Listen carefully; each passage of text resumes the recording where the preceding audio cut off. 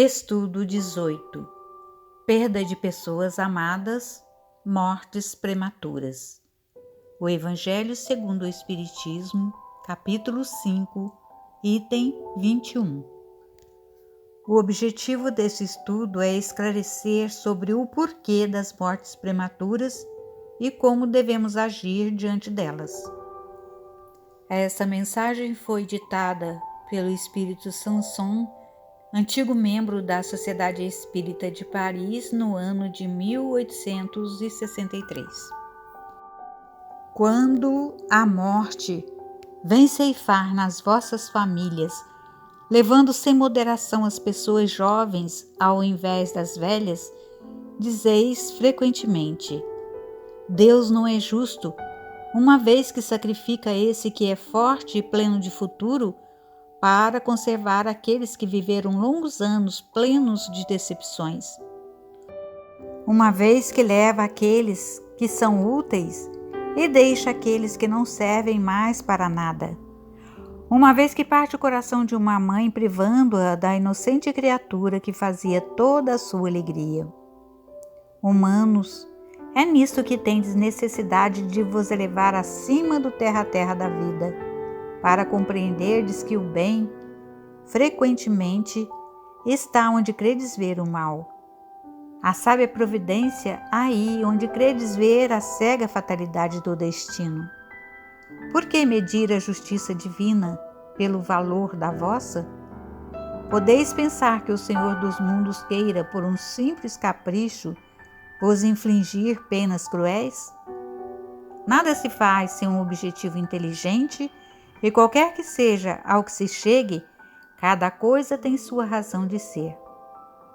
Se percustrasseis melhor todas as dores que vos atingem, nelas encontraríeis sempre a razão divina, razão regeneradora, e vossos miseráveis interesses seriam uma consideração secundária que relegaríeis ao último plano. Vamos fixar esses dois parágrafos com uma pergunta. Por que uns, jovens e saudáveis, morrem cedo, enquanto outros, bem idosos e alquebrados, vivem muito tempo?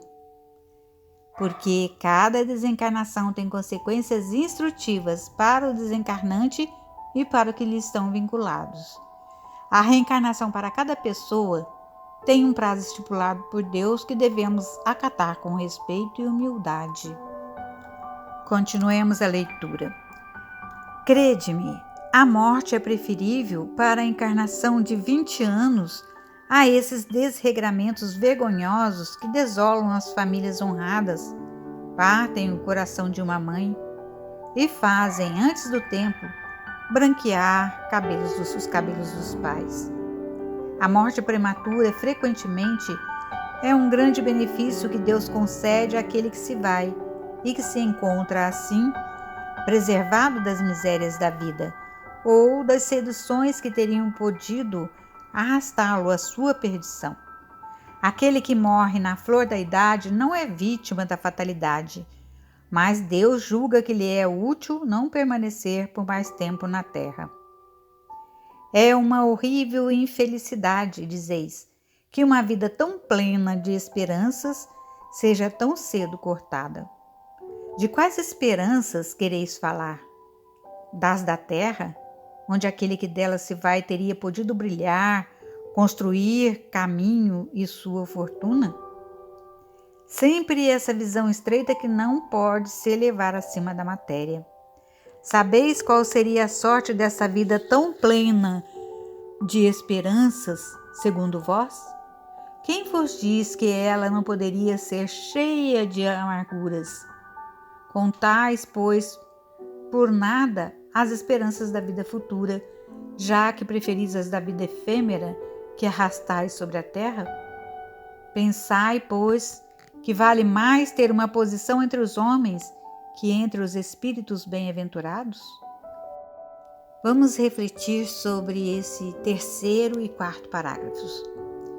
A morte prematura frequentemente É um sábio desígnio de Deus que atinge aquele que se vai e que se encontra assim preservado das misérias da vida ou das seduções que talvez lhe acarretassem a perda. A morte prematura não é uma fatalidade, é um benefício concedido por Deus àquele que se vai. E embora, tendo fé em Deus, as pessoas reagem negativamente à morte, porque a fé em Deus, sem a compreensão das suas leis, faz com que a ideia da morte tenha um caráter assustador. Entendendo a razão divina da reencarnação e da desencarnação, tudo se torna mais fácil. A morte e a reencarnação são duas condições essenciais ao progresso do espírito. Continuando a mensagem de Sanson. Regozijai-vos ao invés de vos lamentar, quando apraz a Deus, retiraram de seus filhos desse vale de misérias. Não há egoísmo em desejar que ele aí permanecesse para sofrer convosco? Essa dor se concebe naquele que não tem fé e que vê na morte uma separação eterna. Mas vós, espíritas, sabeis que a alma vive melhor desembaraçada de seu envoltório corporal. Mães, sabeis que vossos filhos bem-amados estão perto de vós. Sim, bem perto. Seus corpos fluídicos vos cercam, seus pensamentos vos protegem. Vossa lembrança os embriaga de alegria, mas também vossas dores desarrazoadas os afligem, porque elas denotam uma falta de fé e são uma revolta contra a vontade de Deus. Vós que compreendeis a vida espiritual, escutai as pulsações de vosso coração, chamando esses entes bem-amados, e se pedirdes a Deus para os abençoar, sentirei em vós essas poderosas consolações que secam as lágrimas, essas aspirações maravilhosas que vos mostrarão o futuro prometido pelo soberano Senhor. Refletindo sobre esses dois últimos parágrafos, nós perguntamos: será injusto chorar a ausência dos entes queridos que se foram? Não, não é injusto. O que não é conveniente, por desrespeito à vontade de Deus, é o choro de revolta ou de lamentação. As lágrimas resignadas de saudade são justas, se bem que os entes queridos nunca se afastam de nós. O sofrimento é um instrumento de toda elevação, é o único meio de nos arrancar a indiferença, a volúpia. Então, como conseguir consolação ante a perda de pessoas amadas?